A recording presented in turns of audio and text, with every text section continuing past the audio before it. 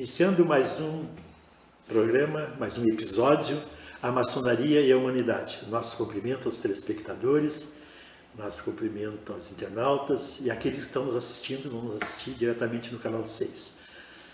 Esse programa é patrocinado pelas pizzas de Nápoles. Né? Um dia prometeram para nós trazer uma pizza aqui e nós saborearmos aqui durante a gravação. Eu, seguidamente, a família lá curte uma pizza. Curte, né? Eu também. Nos sábados, geralmente, quando a gente não sai, é a pizza. É isso aí. Como sempre digo, a finalidade desse programa é desmistificar justamente a maçonaria, né? Da forma como muitas pessoas, por não conhecerem, julgam ser satânico, julgam ser uma crença, enfim, né?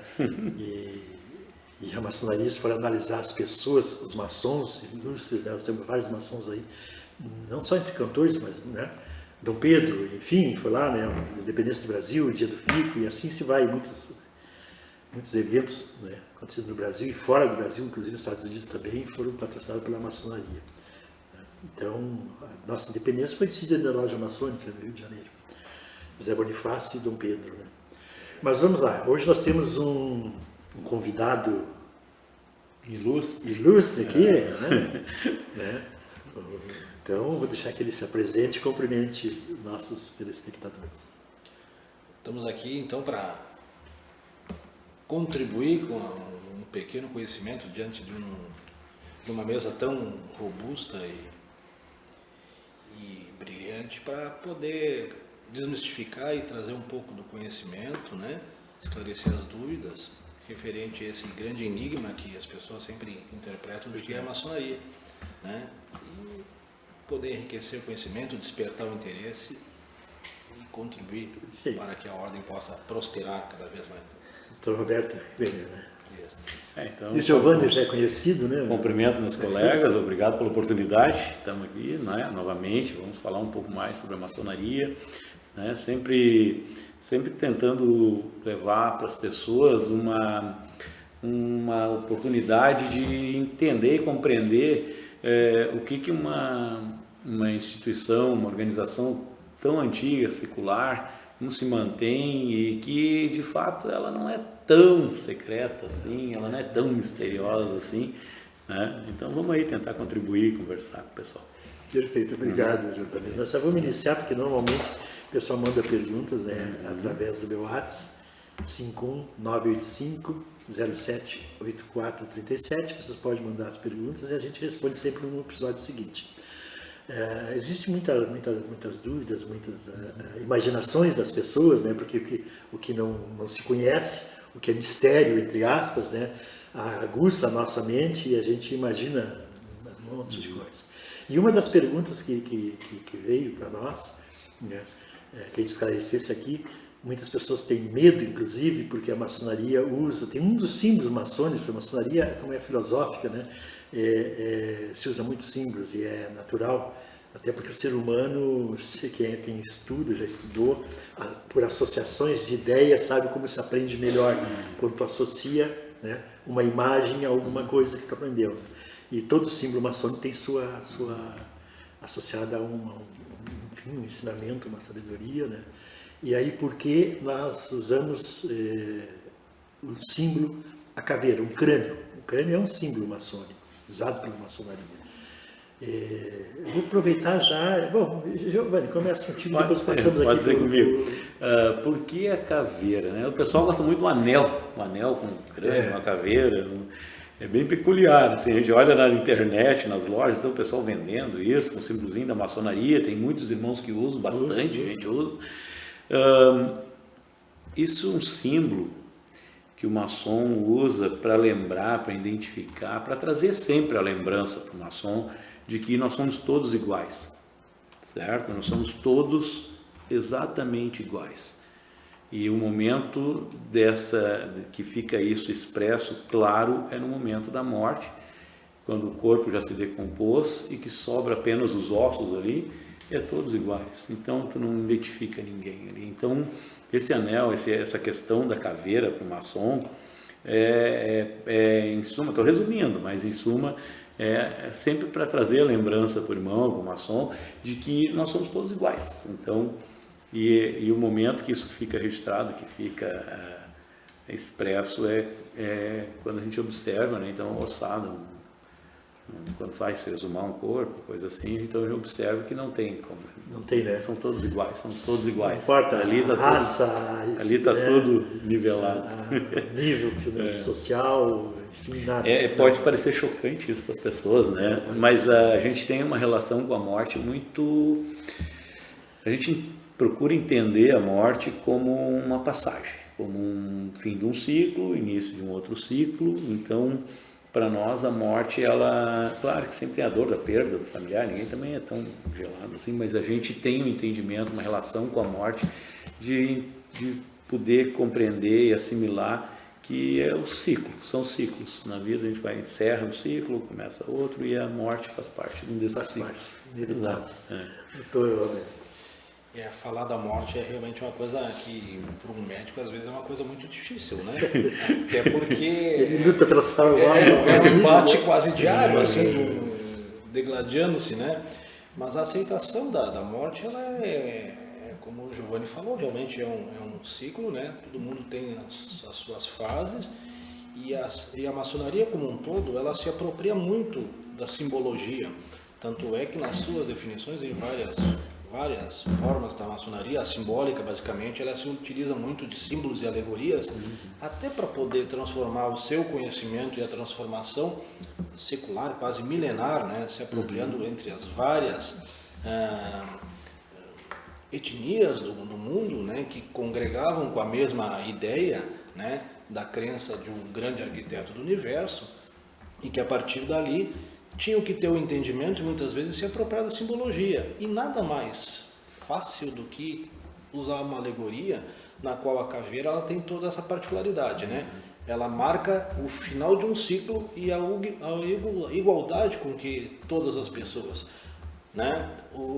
Todos os maçons são iguais, né? Independentes da profissão, independente do conhecimento, todos são considerados iguais.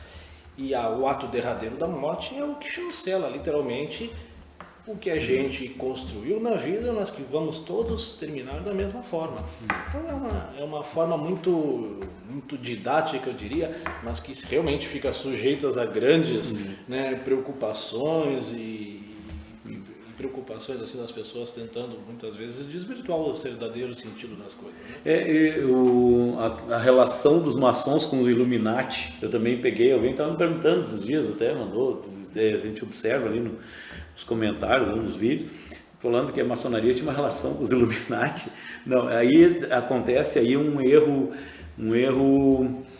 de linguagem, eu acho, porque a maçonaria em 1717, até 1717, ela era composta, as reuniões maçônicas eram compostas apenas por pessoas que trabalhavam num canteiro de obras, que eram membros de guildas, de sindicatos de construtores. Então tinha mestre de obras, pedreiro, carpinteiro, ferreiro, escultor, pintor, né? E esse grupo, somente pessoas desse grupo podiam participar da maçonaria. E em 1717, numa reunião que houve na Inglaterra, com 4 lojas lá, que não cabe aqui colocar, mas ficou decidido então que a maçonaria ia abrir espaço para pessoas fora desse círculo de pessoas que trabalhavam com obras. Então eles abriram espaço para pessoas da sociedade, enfim. E o grupo que passou a participar da maçonaria foram pessoas que pertenciam ao iluminismo. Que era uma linha, exato, era uma linha de pensamento que estava surgindo na Europa, né, em torno de 1700, que o próprio nome diz, iluminismo, ele vinha trazer luzes para o momento das trevas, que era um momento difícil que a sociedade atravessava. Tinha a Santa Inquisição, os reis eram totalmente dominadores, a igreja não era assim tão legal, e aí os iluministas, esse grupo que surgiu, vinha trazer luz, como o próprio nome diz, e eles vinham dizer que a vida, ela não estava, as coisas da vida, as vicissitudes, os acontecimentos do cotidiano não eram coisas que aconteciam por ordem divina, mas sim tinha uma causa científica, né? Então era a questão da razão, o uso da razão, né? Isso, então vinha trazer assim a ciência, a importância da ciência, da razão. E aí esse grupo era eram os iluministas. E por alguma ordem associou a Illuminatis, que aí desvirtuou, e aí entra no domínio público e aí foge da alçada. Então é importante até a gente salientar isso, né? Porque interessante isso. Porque muitas vezes existem grupos dentro da internet que não existe uma associação entre maçonaria e iluminismo. Isso quer dizer, nenhuma. Membros do iluminismo entraram na maçonaria, mas iluminismo, não Illuminati. Não Illuminati. Illuminati, inclusive, como eu disse, né, usam né, o nome da maçonaria, mas não é maçonaria. Eu fico a pensar às vezes que Illuminati, será que não é é fictício isso? Será que existe mesmo Illuminati? Às vezes eu tenho uma dúvida, assim, porque tu não sabe quem é Illuminati. Mas no momento que existe a Ordem Illuminati, mas quem é a Ordem Illuminati? Não tem membros declarados? Eu nunca vi. Se eu tentei pesquisar, não achei. Os que se declaram são aqueles que dão o golpe, né? Querem que tu compre um relógio Rolex. Daí isso é golpe, né? Tu vai ficar milionário, enfim.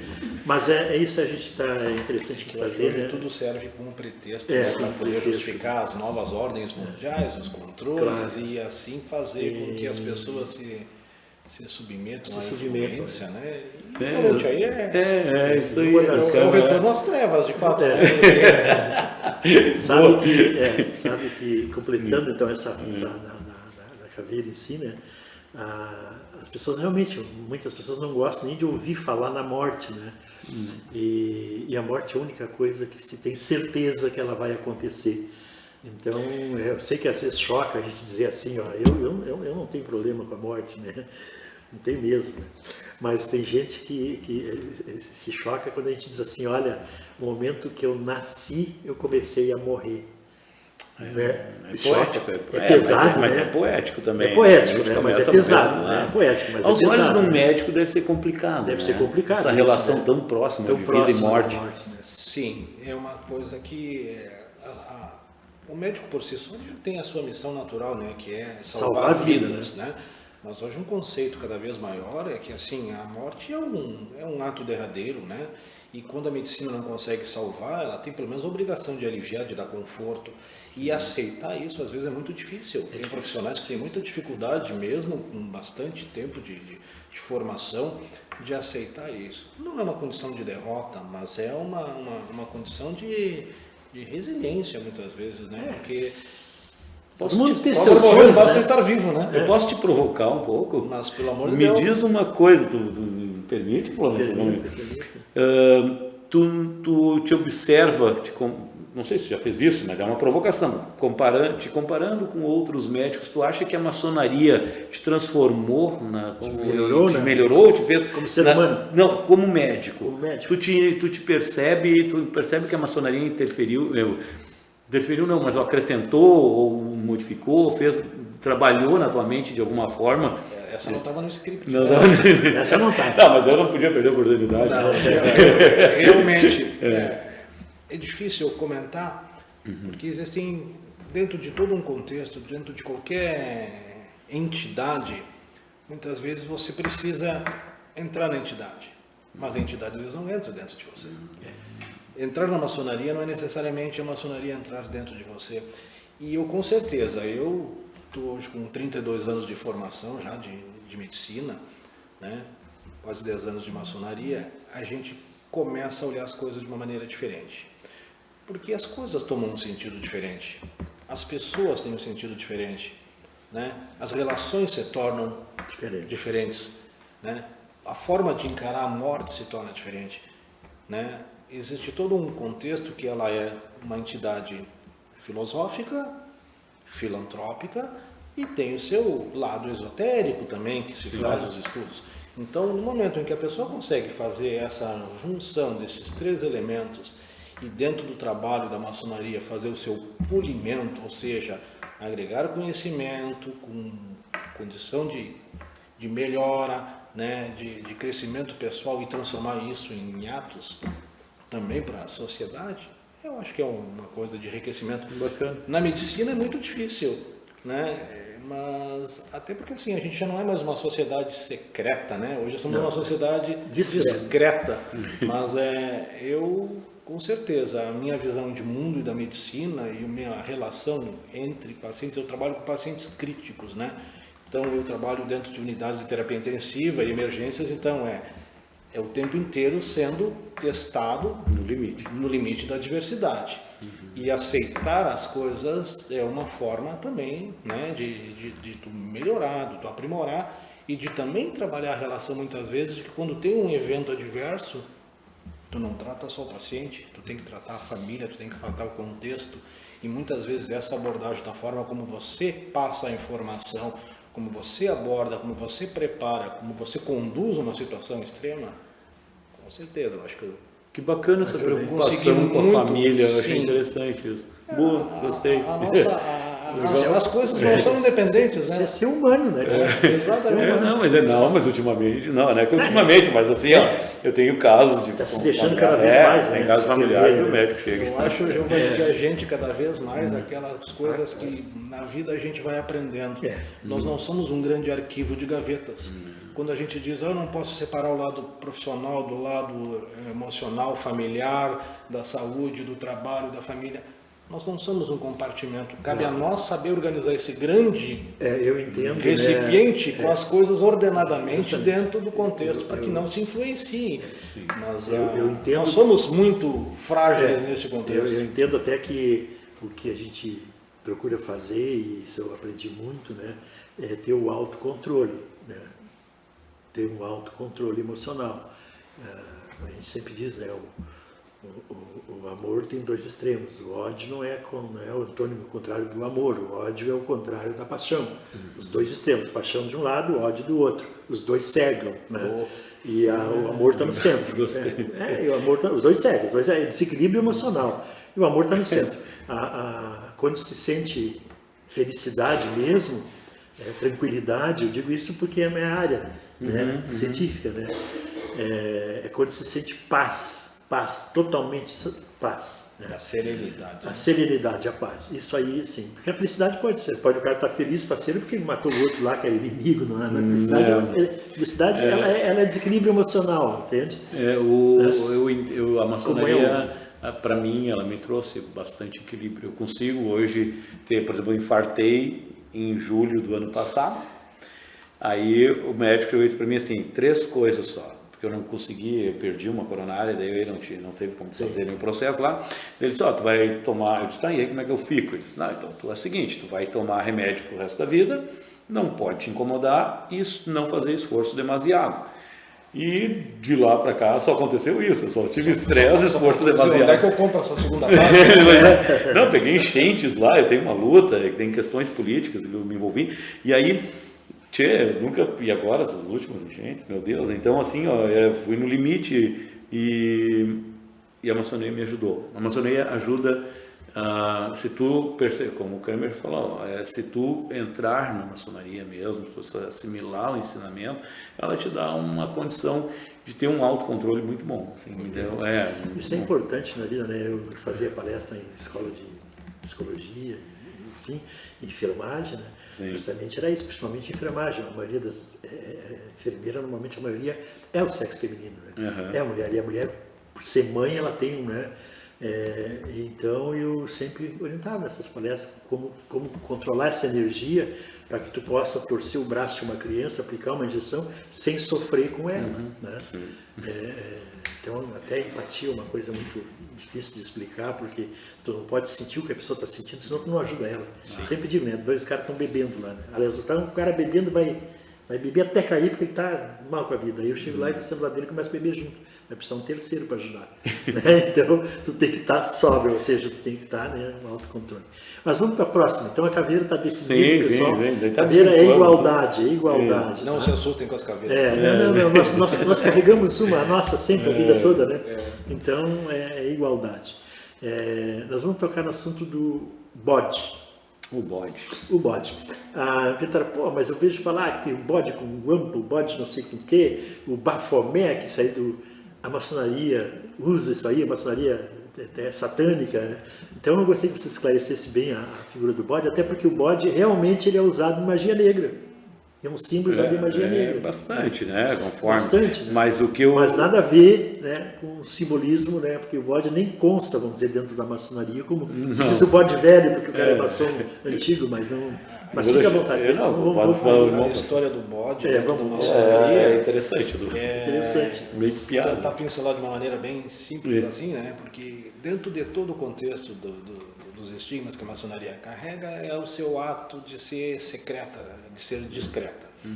E o bode vem de encontro justamente a isso, porque ele ficou dentro do cenário da simbologia maçônica porque ele é um animal que está passando por uma tribulação tremenda e não geme, não abre a boca, ou seja, ele guarda o seu segredo, ele é silencioso. Então, a ele foi atribuído essa associação dos maçons de ser um ser confiável, de ser um animal literalmente discreto, né? E acho que essa associação muitas vezes, tanto é que tem várias aí, inclusive tem grupos de maçons, confrarias de motoqueiros, que, né, bodes do asfalto, os né? bodes do asfalto, não sei o quê, mas é basicamente uma associação.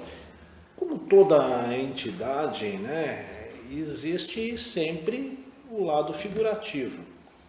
Bafomé, as entidades aí atribuladas como o do mal, não tem associação direta com o bode, nem muito menos com a maçonaria, né?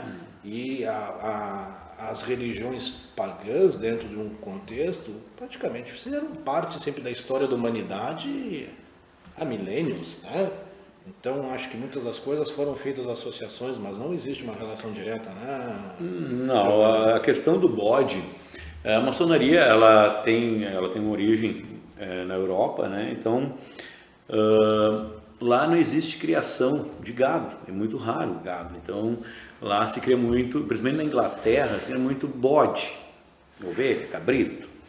E lá eles têm uma piada antiga, assim, o cara diz assim: confie apenas o segredo a um bode, porque ele não vai falar. Isso é uma frase que se usa na Inglaterra, no norte da França também, o pessoal usa, na Alemanha, um trecho da Alemanha. Então é uma frase que se usa assim: confie o teu segredo a um bode, porque ele não vai contar a ninguém. E a maçonaria sempre tratou essa questão do segredo muito forte dentro da sua organização. Então a gente sempre prezou o segredo. Então criou essa associação com o bode. E é uma coisa bem... é uma piada nossa, né? Na verdade é uma piada nossa, a gente até tornou isso uma piada. O Baphomet já é mais complexo. O Baphomet, ele é uma figura de culto a divindades da natureza feitas pelas religiões pagãs, celtas, druidas, enfim, né? Então o que acontece? Essa figura, ela representava, é um bode, né? Que representa um bode com corpo de pessoa, não é mais a cabeça de bode, corpo de pessoa, isso. Enfim, é uma coisa assim, uma mistura, não me lembro agora, devia ter me preparado. E aí, o que acontece? Essa figura do bode, ele é representativo para essas religiões como símbolo da natureza e da fartura. Quando aconteceu as cruzadas, então, existiu uma preocupação nos cruzados em lutar, em tentar levar, garantir a passagem do povo até a Terra Santa para fazer suas orações, os peregrinos. Então as cruzadas no início eles garantiam a viagem dos peregrinos até a Terra Santa. Mas, o que acontece? Com o tempo as cruzadas passaram a ter um caráter mais bélico, eles começaram a tentar dominar regiões e tudo mais. E quando eles começaram a ter conflitos, começou a gerar conflitos ali com muçulmanos, com pagãos e tudo mais, eles precisavam, esse povo geralmente se entorpecia com ópio. Isso é uma coisa bem interessante, nem muita literatura sobre isso. Esse povo se entorpecia com ópio porque eles estavam tendo suas propriedades saqueadas, destruídas pelos exércitos cruzados. Então eles usavam esse entorpecente do ópio para conseguir lutar e passar dias e noites acordados lutando e guerreando. E eles se transtornavam porque estavam sob efeito de um alucinógeno. E aí, cara, o que acontecia? Aí surgiu o nome Satã, porque em muçulmano Satyan significa contrário, que eram os contrários ao cristianismo, aquela questão que os cruzados estavam ali tentando garantir, como eu disse, a passagem à Terra Santa. O Sátien, que é o termo contrário, passou a designar a figura do Baphomet, Satã, porque eles encontraram essa imagem do Baphomet, como eu disse antes, que era um símbolo da natureza. Eles deram esse nome de Sátien, o contrário ao ideal cristão, e como a figura é feia mesmo, né, ela é meio esquisita, conseguiram associar, e aí surgiu a imagem do Satã, e isso criou essa imagem negativa em cima do Baphomet. E aí nós tínhamos essa questão do bode, associou-se, né? Mas isso hoje está bem desmistificado hoje. Acho que hoje já passa batido. Mas vamos, olha, já tem um pouco, como passa rápido. Nosso programa, nós vamos tranquilo. Um sopro. Mas vamos fazer assim, vamos falar então um pouco assim, para entrar para a maçonaria, para a pessoa, né, deve ser convidada, não entra assim por redes sociais nem nada, e ela tem que acreditar num ser superior. A pergunta que veio, interpretar assim, vocês falam muito no gadu, uma expressão horrível, isso deve ser né? Então, para que um minutinho aqui é pouquinho para cada um, né? Eu só vou deixar bem claro que Deus é um só, e o maçom tem que acreditar num ser superior, mas Deus recebe vários nomes de acordo com as suas religiões. Ele recebe Jeová, Oxalá, Deus mesmo, enfim, né? Alá, vários nomes. E como na maçonaria é aceito qualquer religião, o maçom pode ter qualquer religião, não se discute religião, né? A gente criou então um nome que abrangeria todos, né? É um único Deus, mas abrangeria todos, que Gadu é uma abreviatura. Grande arquiteto do universo, grande porque é o maior arquiteto que construiu isso tudo, né, do universo. Então gostaria que você falasse um pouquinho assim, cada um, 2 minutos aí sobre o grande arquiteto do universo. Irmão, fica à vontade. A maçonaria realmente, assim, a premissa fundamental para o indivíduo ser convidado é crer num ser superior, né?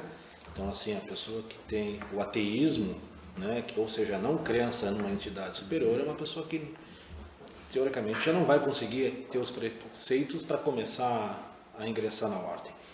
E ela é uma entidade apartidária, ela é uma entidade que une todas as religiões, tanto é que os livros sagrados, dependendo do local, podem ser utilizados a Bíblia, ou o Corão, todos, porque ela é bastante eclética nesse contexto. E o grande arquiteto do universo simboliza a entidade maior, a energia, o ser supremo, o criador, né?